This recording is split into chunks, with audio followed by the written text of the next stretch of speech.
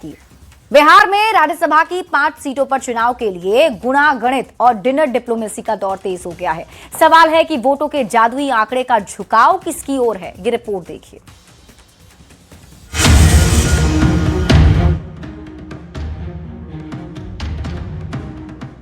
बिहार में खाली हो रही राज्यसभा की 5 सीटों पर 16 मार्च को चुनाव है। चुनाव को लेकर डिनर डिप्लोमेसी और सियासी जोड़ घटाव का दौर भी तेज हो चुका है। आरएलएम अध्यक्ष उपेंद्र कुशवाहा के बाद रविवार को संसदीय कार्य मंत्री विजय चौधरी के आवास पर एनडीए नेताओं की बैठक है। उसके पहले डिप्टी सीएम सम्राट चौधरी ने जेडीयू के कार्यकारी राष्ट्रीय अध्यक्ष संजय झा से मुलाकात की और राज्यसभा चुनाव की रणनीति पर मंथन किया। बैठक के बाद संजय झा ने कहा, बिहार की सभी 5 सीट पर एनडीए की जीत तय है।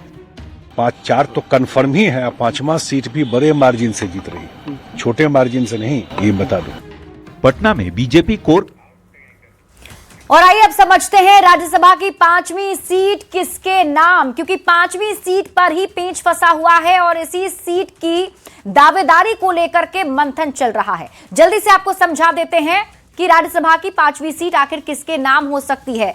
माना जा रहा है कि 5वीं सीट पर मुकाबला एनडीए के उम्मीदवार शिवेश राम और महागठबंधन के उम्मीदवार अमरेंद्रधारी सिंह के बीच है, क्योंकि ये जो 5वीं सीट है ना, वही पेच फंसा रही है। जो 5 सीटों पर चुनाव होना है, उनमें से 4 सीटों के लिए एनडीए के पास पर्याप्त विधायक हैं, लेकिन 5वीं सीट के लिए एनडीए को 3 और अतिरिक्त विधायक चाहिए।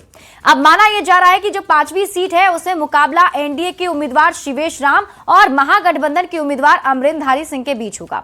इस लड़ाई को समझने के लिए राज्यसभा चुनाव का पूरा गुणा गणित समझना जरूरी है। तो आपको बता देते हैं कि बिहार में राज्यसभा की 5 सीटें खाली हो रही हैं। इसमें से 2 महागठबंधन की हैं और 3 सीटें एनडीए की है और इन 5 सीटों पर बिहार में चुनाव हो रहा है। अब एनडीए की ओर से 5 उम्मीदवार चुनावी मैदान में हैं, जबकि आरजेडी से 1 उम्मीदवार हैं। ये उम्मीदवार एनडीए की तरफ से हैं जेडीयू से सीएम नीतीश कुमार और केंद्रीय मंत्री रामनाथ ठाकुर, बीजेपी से पार्टी के राष्ट्रीय अध्यक्ष नितिन नवीन और शिवेश राम, जबकि आरएलएम से उपेंद्र कुशवाहा और आरजेडी से एडी सिंह उम्मीदवार हैं। राज्यसभा चुनाव का फॉर्मूला समझना भी जरूरी है कि सीटों का गणित क्या कहता है। तो आपको बता दें कि जितनी सीटों पर चुनाव होना है, उनमें 1 जोड़कर विधानसभा की कुल सीटों में भाग दे दिया जाता है। मतलब यह कि राज्यसभा की 1 सीट के लिए 41 विधायकों का समर्थन चाहिए। अगर आप कैलकुलेशन करेंगे उस हिसाब से 41 विधायक चाहिए 1 सीट जीतने के लिए। अब बिहार विधानसभा की बात करें तो अभी बिहार विधानसभा में एनडीए के पास 202 विधायक हैं, महागठबंधन के पास 35 विधायक हैं, जबकि असदुद्दीन ओवैसी की पार्टी एआईएमआईएम के पास 5 और मायावती के बीएसपी का 1 विधायक है।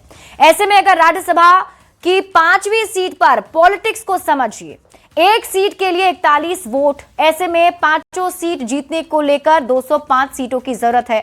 एनडीए की बात करें तो बिहार विधानसभा में जेडीयू के पास 85 विधायक हैं। ऐसे में जेडीयू की 2 सीटें पक्की है जो अभी उसके पास है। बीजेपी की भी 2 सीटें पक्की हैं, क्योंकि बिहार विधानसभा में बीजेपी के 89 विधायक हैं, यानी 2 सीट के लिए जरूरी संख्या 82 से 7 ज्यादा।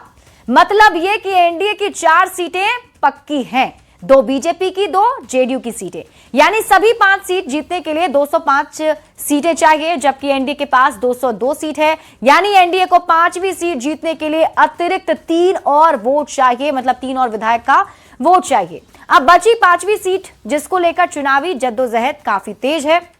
महागठबंधन की बात करें तो महागठबंधन के पास कुल 35 ही वोट है। आरजेडी की 25, कांग्रेस की 6, सीपीआईएमएल की 2, सीपीएम की 1 और आईपी की 1 सीट, यानी राज्यसभा सीट के लिए इस जरूरी 41 की संख्या से 6 कम। अब आरजेडी को 1 सीट के लिए कड़ी मशक्कत करनी पड़ेगी और आरजेडी को अगर 5वीं सीट चाहिए तो उसे असदुद्दीन ओवैसी की पार्टी एआईएमआईएम के 5 विधायकों के समर्थन के साथ साथ बीएसपी के 1 विधायक का समर्थन जुटाना पड़ेगा। मतलब आरजेडी को महागठबंधन के साथ एआईएमआईएम और बीएसपी का समर्थन भी चाहिए। मतलब यह कि 5वीं सीट के लिए जोड़ तोड़ जरूरी है, जिसकी कोशिशें दोनों ही गठबंधनों की ओर से की जा रही है। हालांकि दोनों गठबंधन के सामने चुनौती है। महागठबंधन के लिए अपने विधायकों को एकजुट रखने की चुनौती है, अपने विधायकों के साथ साथ एआईएमआईएम के 5 विधायकों का समर्थन जरूरी है।